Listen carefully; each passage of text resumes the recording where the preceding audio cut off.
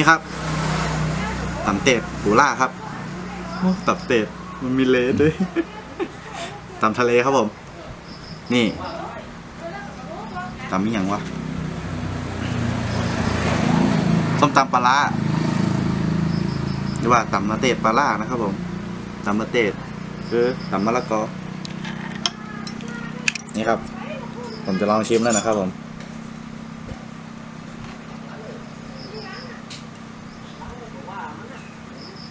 กำใหญ่ๆครับนี่ครับผม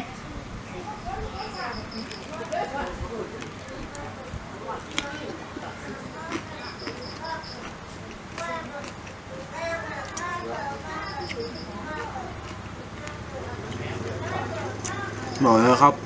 โคตรเผ็ดเหรอครับได้อยู่นะครับรสชาติผมถือว่าโอเคนะครับเผ็ดมันเผ็ดไปหน่อยนะครับแต่ว่าผมสั่งเผ็ด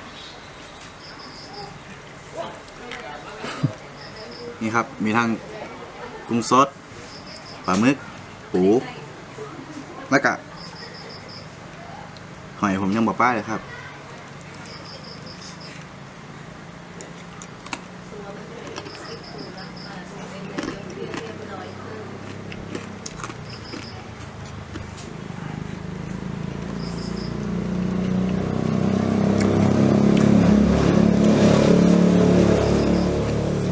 ว่าของนี่สดอยู่นะครับ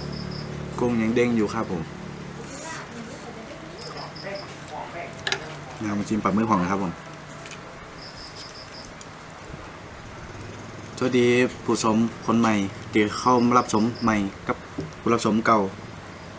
ขอต้อนรับสู่วันเถิดนะครับผมช่องนี้ก็เป็นช่องเกี่ยวกับการกินหรือว่าจะมีแหมช่องและจะมีแหมรายการหนึ่งคือว่าร้องเพลงมีรายการร้องเพลงกับรายการกินครับผมตุลุยกินอาหารยูร้านอย่างครับเนี่ยตอนนี้ผมดูร้านโน่นสมปากเลยผมดูร้านตำเป็ดปากจูครับผมดูมันป้องเรือเชิงจังหวัดเชียงรายครับผมร้านนี้ผมก็เคยมาลองกินแล้วผมติดใจครับมันอร่อยดีผมก็เลยก็ไม่ทำรอบนะครับผม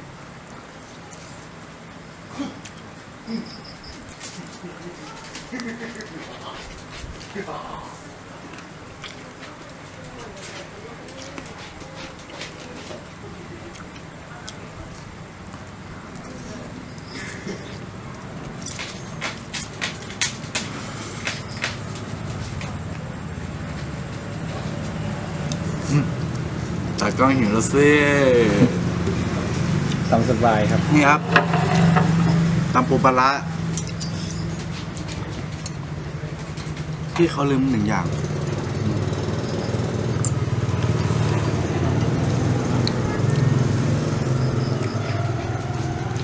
ปูปลาร้านะครับ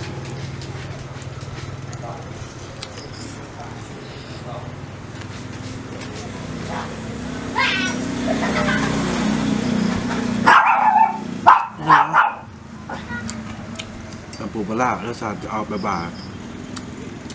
เผ็ดเปรี้ยวหวานกลมกล่อมมากเลยครับผมบอกเลยอูมามิครับแต่เผ็ดเป็นไง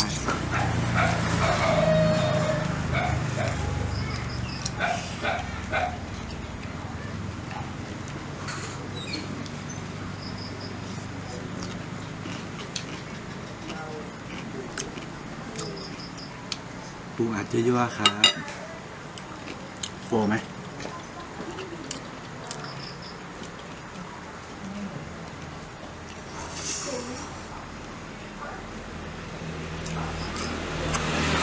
อร่อยมากเลยครับ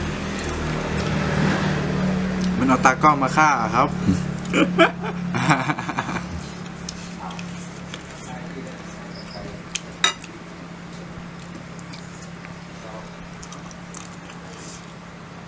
เดี๋ยวเรามาเช็คปูนะครับผม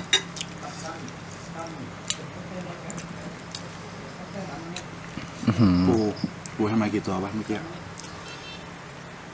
น่าจะ2 ตัวนะครับนี่ครับปู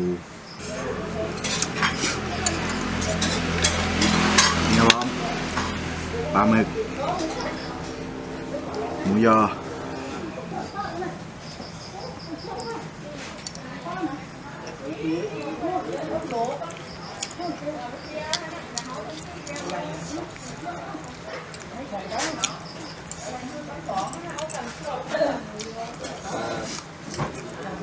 ขนมจีนครับ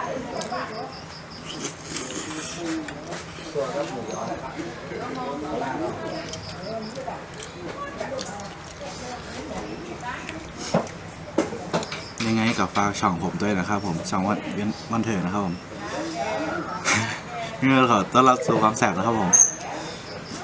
แล้วจะมีแฮมซองหนึ่งโดยบาร์ร้องเพลงนะครับผมของตากล้องเราเองนะครับผม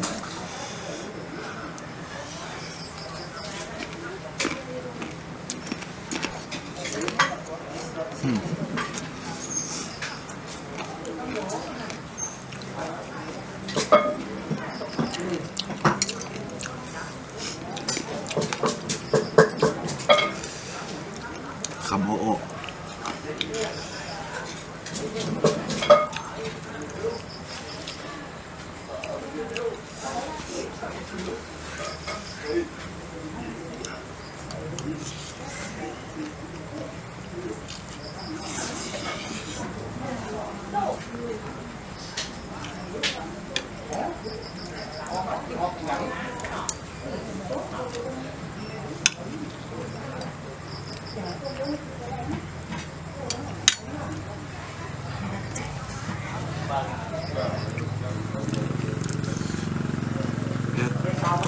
เฮ็ดหมาก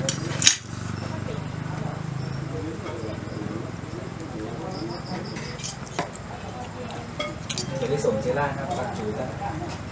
จะได้สมชื่อร้านได้ครับปากจูได้นะครับ ผมสมคือร้านแต่ปากจูนี่สุดยอดแต่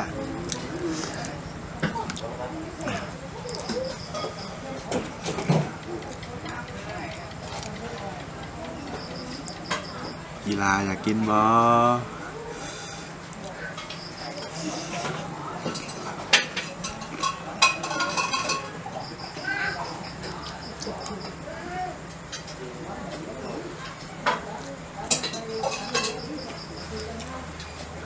เปลือกมันเน่าแหมผมที่หมายเลย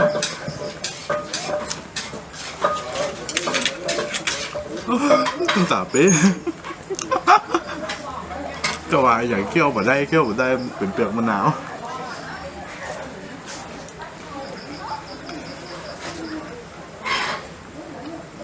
น้ำตาไหลนะนั่นเด็ดท่านครับอะ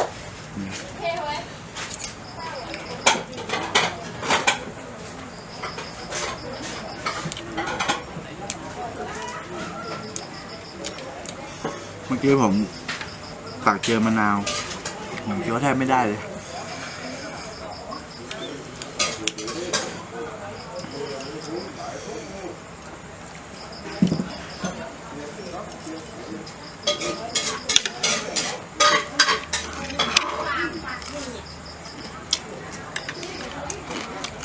ยังไงตอนนี้ผมก็กินไปหมดแล้วครับผมไม่ไหวแล้วซูมให้น้ำตาผมครับยังไงก็ผมขอฝากช่องผมไว้ด้วยยังไงก็อย่าลืมกดไลค์กดแชร์แล้วกดติดตามแล้วก็